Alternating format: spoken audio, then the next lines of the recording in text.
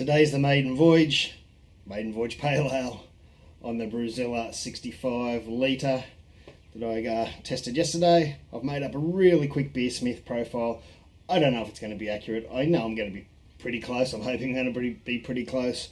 Simple recipe, 8.5 kilo of Barrett Burston pale malt, 1 kilo of the Viking Munich light malt I got from Home Make It, and 200 grams of Crystal Dark Simpsons. I haven't totally worked out the hops yet. I'm going to throw in about 12 grams of Warrior at the start. Doesn't sound very much, does it? But I'm only going to bitter to about 10 IBU at 60 and all the rest from a big late hop. I am no chilling this batch. I'm not using the chiller. I'm just in a bit of a rush today, so it's 2 no chill cubes. And I'm a little bit worried about the malt. I haven't used. It's got a brand new bag of Barrett Burston malt. It looks a little small. I haven't got time today to muck around. I have wet conditioned it. I'm going to put it through the mill, have a quick look at it, maybe put it through twice. I think I'm only going to do it once though, and we're going to get it in. I've got 40 litres in there, heat it up to about 70 degrees, aiming for about a 66 mash. I don't know. It's one of the things that I've found a little bit not reliable, unreliable, I should say, in beersmith is the heat loss, the mash tun weight. They call it a few different things. Whatever it is, sometimes you've got to adjust that for your when you strike in, and you'll figure that out in a couple of brews. But we'll see how we go. I'm sure it's going to be fine. Other than that, I'm hoping to get 2 cubes out of it. It'll be a pre-boil of about 57 litres, and that should easily get me 2 cubes. One of the cubes is a 23 litre, which probably takes about 24, and the other cube's a 22 litre, which takes about 23, because they expand. They take more when the wort's hot. Makes sense? Anyway, we'll get on with the recipe, and I'll try and get as much footage as I can, and we'll show you how it goes. So all up, that's just under 10 kilo of grain. Alright, let's set this for strike temp. Turn it on, temp, minus. Going to go for about 71. Let's see where we end up. Oh, 70, that'll do. Just heat up the water. I'll put on all the elements just to heat it up to strike temp. And it's a good idea to put the pump on near the end or when you get to the end, just to even out the temperatures. Well, it's about 3/4 past 40 litres, about 40 litres of water in there.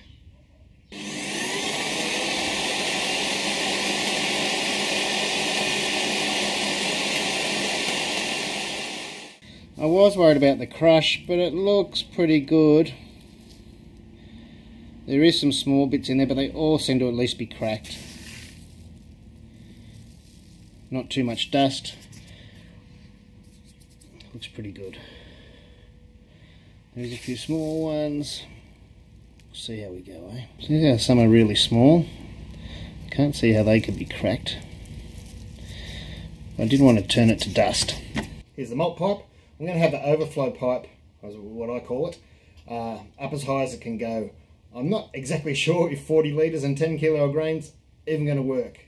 If it looks like it's getting too full, I'll just empty some liquid out and we'll put that into the calculations later. Make sure you put your rubber cap on to stop your grain going down the pipe when you're adding it in. Now this is preheated. The Brewzilla's preheated with my water to 70 degrees. When I put this in, it's going to drop the temperature. So once you put this in, just leave it for a minute or so, just so it all evens out with the pump on and the heaters on.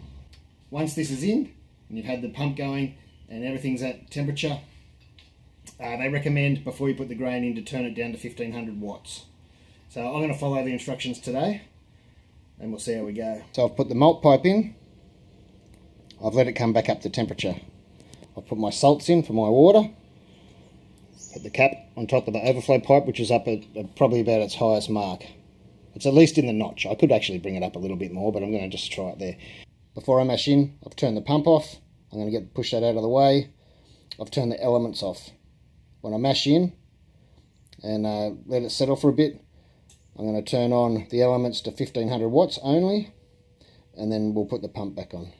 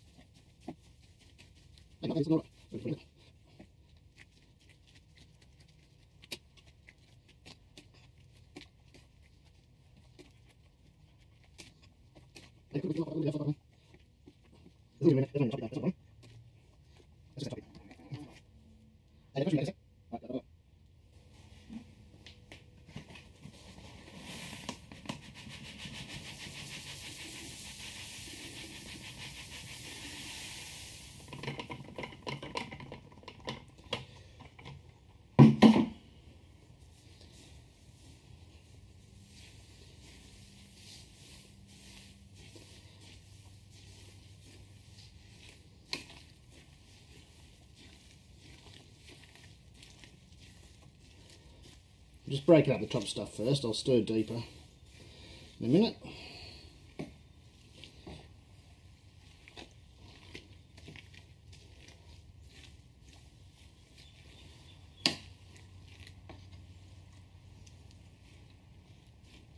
Maybe I could put more water in.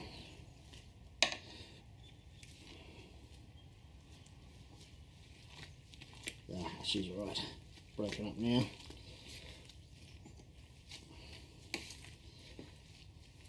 You never quite know on these first brews that you do on a system. No matter how much you think you know, you get thrown curveballs. But this seems to be going okay.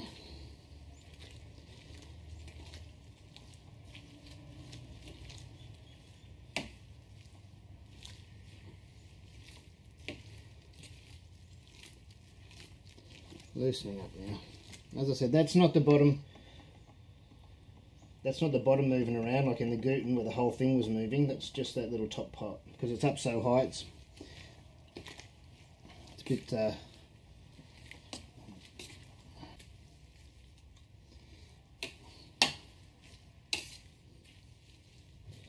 I'm just going to give that 5 minutes. It's already been 5 minutes of me stirring it in, so another 5 minutes. Just to make sure that grain gets wet, I'll give it another stir and we'll get that pump on. Okay, it's been 5 minutes. Have a look at it. It's looking pretty good. I can't see any dry spots. It's actually much easier to stir in this wider malt pipe than it is in the skinny Robo Brew one. I probably could have gone a touch more water, but by the time I start the pump up, it's not too bad. It's all right. It's good.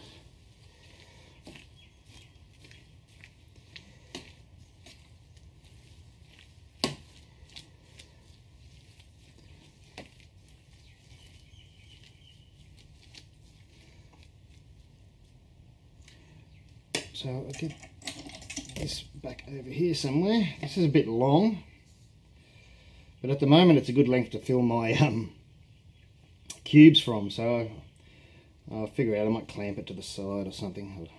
I don't know. There's one thing you've got to remember in any of these setups is if you have the pump on and you've got this in your grain, when you turn the pump off it can go back down the pipe like a you know, like a suction, what do you call it, a siphon, and it will take grain with it. And that's often how people get grain in their pumps, and a blockage in the pipe somewhere. It's not usually from down the bottom, it's from grain going back up the pipe. This is going to get in your way a bit, so I'll put it over there. I should take this off and put another pipe on. And now the pump's going. I'll turn the element on. Don't leave the element on down the bottom without the pump going. You might get scorching, maybe, if you're unlucky. So now the pump's going. I can turn the element back on. Just 1500 watt.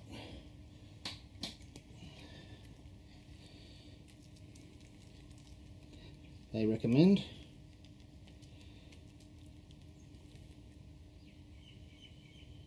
Now I'll keep an eye on it. Don't walk away.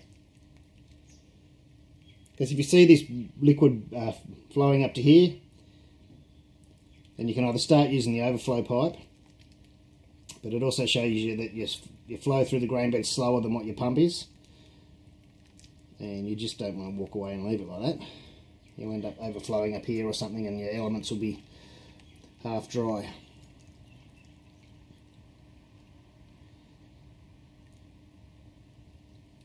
Seems to be going okay. That's not a bad flow. But keep an eye on it.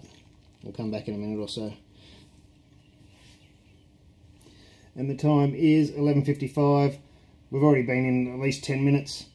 So it's say 12. Well, I'll go to 1 o'clock. That'll be a 75-minute mash.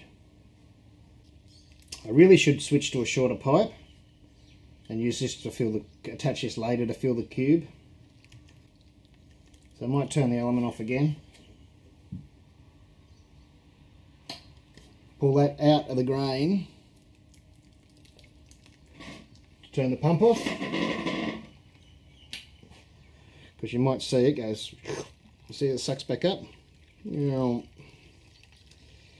don't want grain going back down there. And I'm going to switch the pot. I'm going to switch to a shorter hose, and I'll put this one back on for when I'm filling.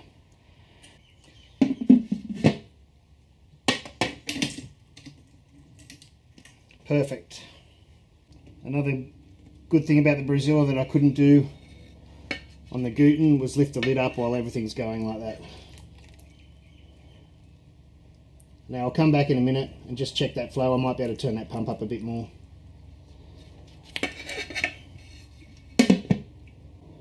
Turn up a bit more now actually and just see how it goes. Now of course you can use the top screen, and it's probably recommended if you're maybe a beginner or something. I'm not using it because I want to be able to stir. It's just the way that I like to brew. You can make a handle to put through the top screen to make it easier to get out when you want to, but I'm just going to do it like I usually do. If you do use the top screen, we're still in focus with this pipe, you put the top screen on, you take this off of course, you put your little overflow trinket on the top, and you push it down to level with the top screen, to the bottom of it. So that's a nice flow. I turn the pump up, we're not backing up any.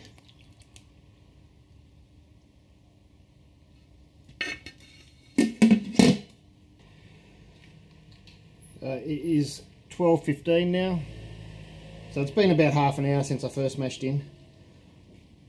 Everything seems to be going well. It hasn't backed up too much. I've got quite a bit of flow there. It's at least 2/3, maybe more, as you can see. I'm going to give it a stir because that's what I like to do.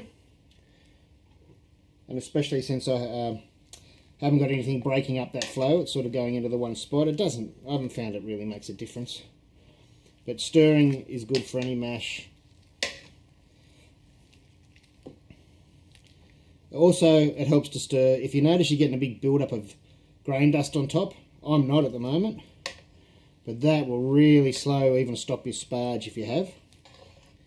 It's a bit hard with the top screen on to see that, or to do anything about it unless you can take the top screen out. But that's something to look at your crush too.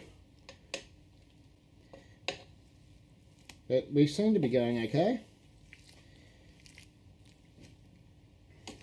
I'll just leave it now. I might give it another stir. Of course, keep an eye on it. You never know what's going to happen. Don't just walk away for too long. I should take a temperature. Hang on, I'll go and get my thermometer.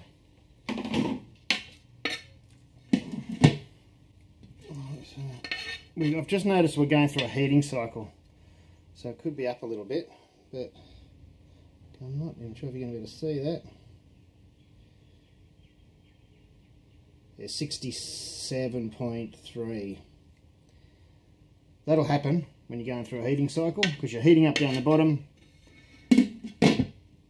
As it turns on, it warms up really quick down the bottom, pumps it through, but then by the time everything, you know, settles out, we're about right. So 67, I'm happy with that.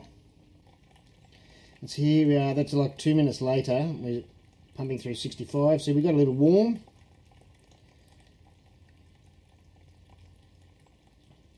But that's just what happens with these setups.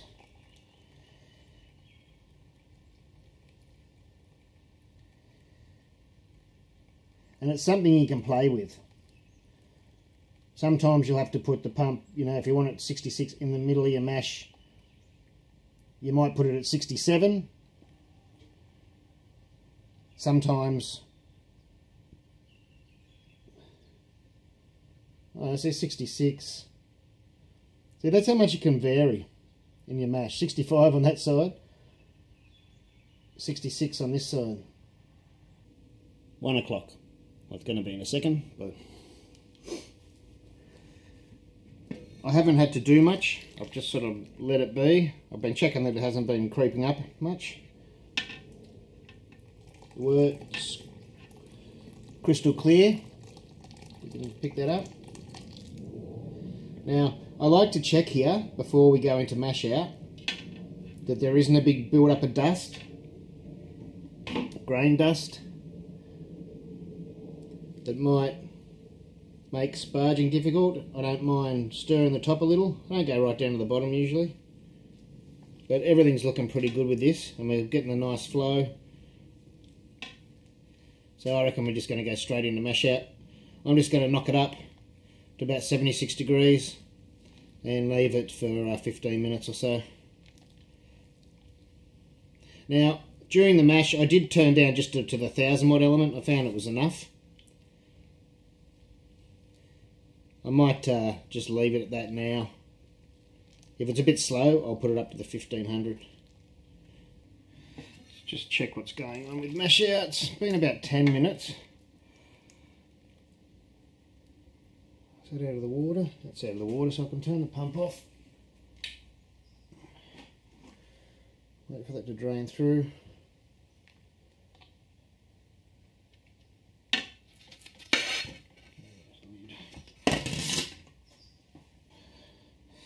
And this one's a bit easier.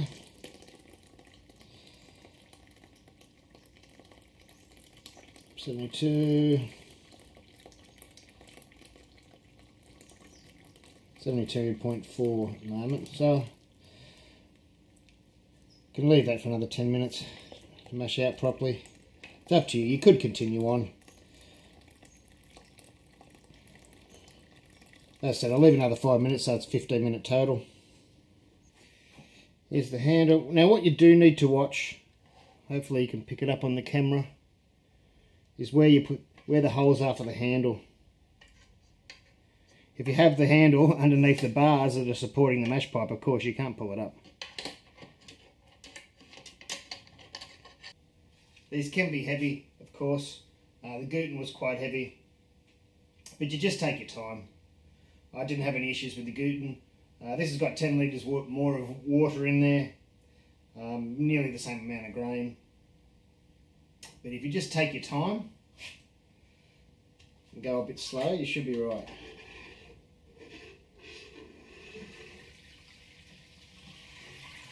This isn't too bad.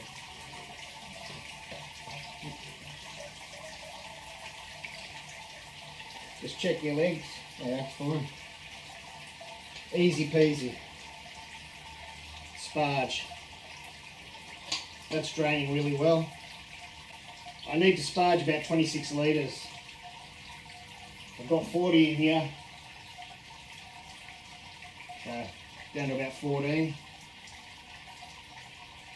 I was going to do it by jug like usual, but a bit slow. I could set something up here, but I'm just going to do it by hand, I think.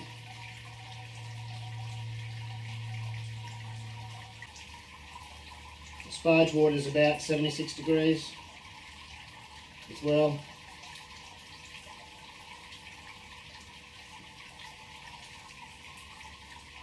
Now, because this is the first time I'm using this Beersmith profile, I'm not exactly sure how much I'm going to need. I'm just going to keep an eye on it. Now, the one thing to remember, when I pull this out, it's going to make a big mess. It's going to be still dripping probably. So you need something to put it in, or put it on, or put it outside, because it's going to make a mess. Especially today, because I don't know how much I'm going to need, and I'm probably just going to have to pull it off the top once I see that I'm up to the level I want to be at. I'll stop this and show you. I probably shouldn't, but anyway.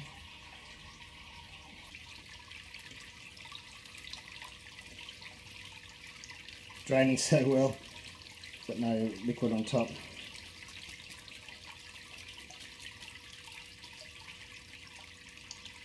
I've got to keep an eye on how much I'm putting in. I might stop a little early, just to double check. There's about 26 litres it said. Right, that's 22 litres I've put in so far. As I said, Beersmith suggested 26 or so. I'll just see how it goes. We're getting up there. It's going to be quite full at 57 litres.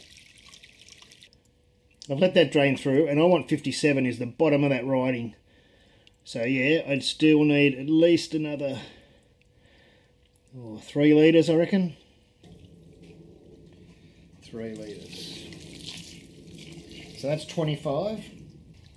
And by the way, while you're sparging, you can turn the elements on and start to bring it up to the boil to speed things up a bit, which I didn't do today.